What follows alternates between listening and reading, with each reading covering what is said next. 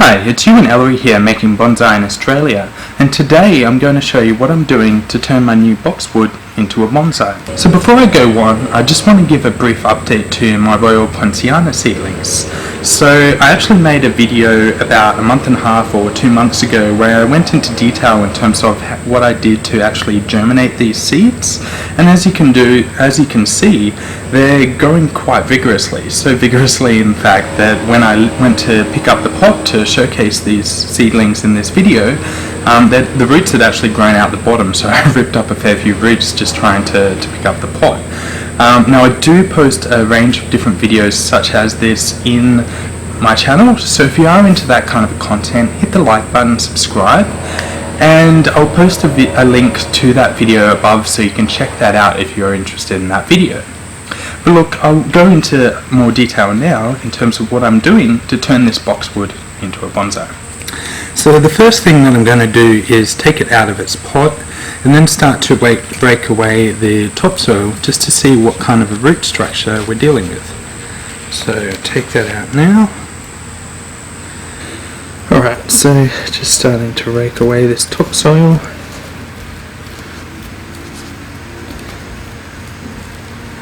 Wow, so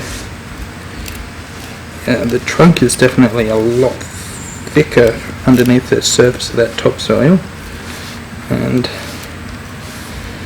yeah, definitely going to utilize that. And it seems like we've got a fair few radial roots coming out from the same location, which is perfect. None of them are like thick or woody or anything, but it would give me a good foundation to start to get my nabari going. Now it is currently just prior to Christmas in Brisbane, so it's early summer. It's probably not ideally, like if you're putting a boxwood outdoors in direct sunlight, probably wouldn't be the best time to be repotting it. Yet, given the fact that I can do a lot in terms of regulating the environment that it sits in once I do pot it, so namely putting it in a more shady environment to begin with, just so it gets not so much harsh treatment from the sun and not so dry in terms of the soil from, again, the sun blasting on it and drying it out. So yeah, should have a lot of capacity to keep this fairly healthy, which will mean it'll be fine. It's also very humid in Brisbane, so that adds to the merits. So now that I've got that soil out, I'm just going to rinse these roots and then I'll come back. So just rinsed off the roots there. I trimmed off a little bit from the bottom. I don't think I'd hit record after rinsing the roots, but yeah, so now what I'm doing is just radially raking out the roots a little bit more, just to eliminate the kind of cross section of roots that kind of goes there, and just to try and keep my more radial roots in place. So yeah, you can see there it's got quite a nice flat root mass. Very short roots on the one side, just because of how the tree was sitting in the pot that it was in prior. So I could have left it growing in that pot for a while. I just wanted to I really wanted to repot it just so I could have a look at what root structure was developing and where I needed to fix that. So just flatten this a little bit more just to make sure I've got a nice flat nabari.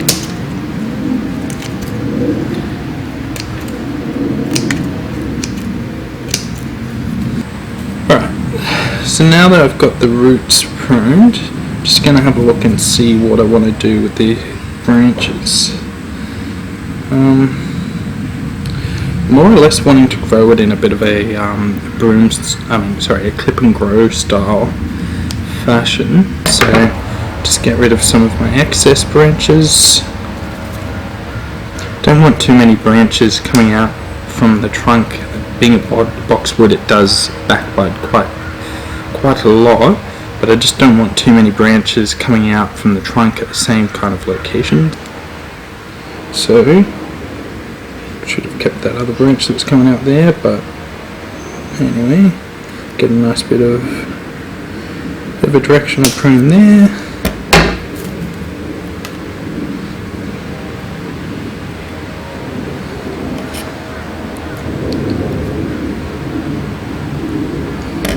I kind of need to find out which one is the front as well.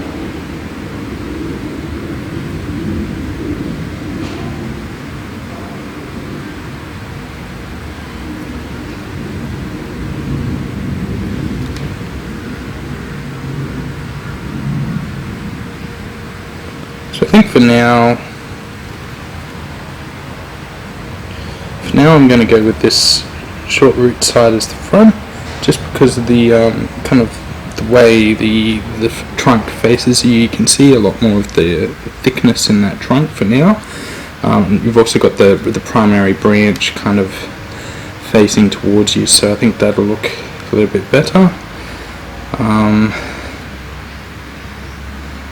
Yeah. That being the case, I really don't want this little branch that's coming out towards me, so I'm just gonna prune this back hard, just to keep that other little one there alive. This big chop.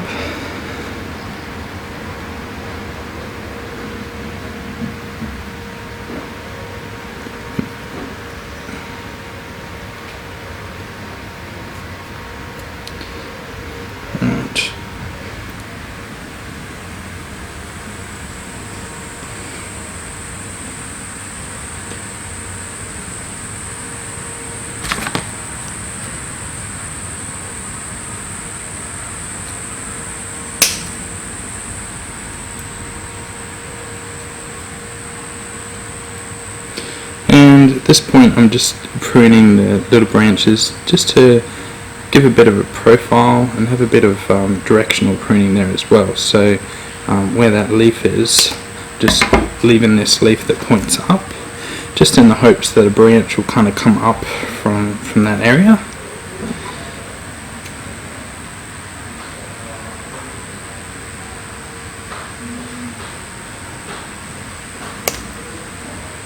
So now that I've got a bit of a profile pruning done, and I might do a bit more once I get it in a pot, but I just need to figure out what pot I'm going to put it in. So I've only got limited option today, but I could either put it in this small pot, or it's kind of larger. Now this larger pot's a little bit too large for it. Right, just change the camera around a little bit just so you can see a little bit better what it's going to look like in this pot before I put the soil in. And yeah, so I think that really suits it a lot better than my other option, which was, yeah, the other pot's way better, so I'm going to go with that. Alright, so I've got my draining stream down, and I'll just put a little bit of a layer of soil on the bottom before I put down the tree. Just mound it up a little bit in the middle, just so that when I put the tree down, it just kind of avoids getting pockets of air under those roots.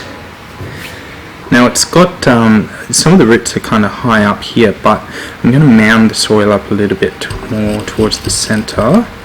Ideally I'll have a bit of soil covering the roots for now, just until the nabari gets more established, but yeah, I don't want to risk damaging the smaller roots for now. If they're too close to the top of the soil, they'll get they'll dry out really easily, and then they'll die. That's not what I want.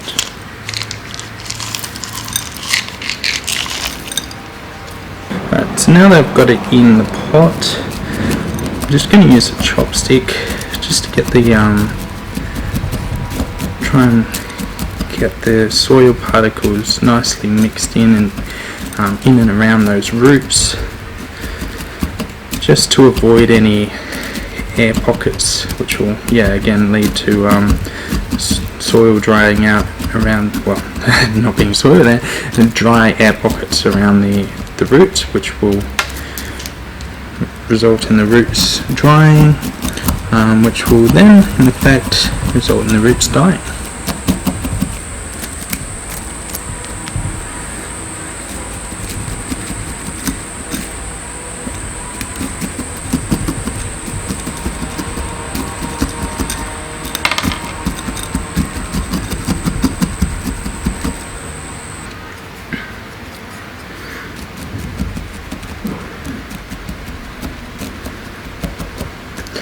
Now I haven't been using putting moss on the surface lately. That's mostly because, well, I've moved house for starters, and the house that I'm at now, there aren't any beds of moss laying around the place where I can just steal it and put it on top of my bonsai plants, so I'm going to have to start growing my own little trays of moss. But the thing is as well, especially if you've got these around other areas where there are moss and the spores would get onto the soil, you're going to end up with, if you keep watering it properly, you'll end up with moss growing on top of it anyway. So a couple of years from now it should have a good moss bed on top. One of the advantages of putting moss on top anyway to begin with is so that you, kind of keeps the moisture in the soil a little bit more, stops those roots from drying out. But I've submerged this relatively deep in their soil anyway, so we should be fine from that. So there's the intended front. As you can see, you probably need to tame that a little bit more. Could do a little bit more of profile pruning.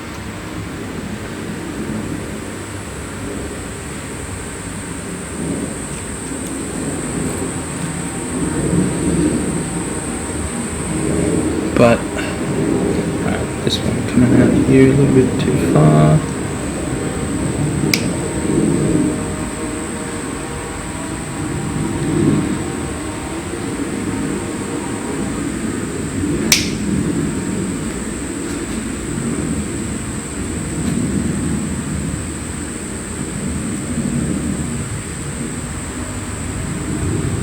It's a better branch under there actually.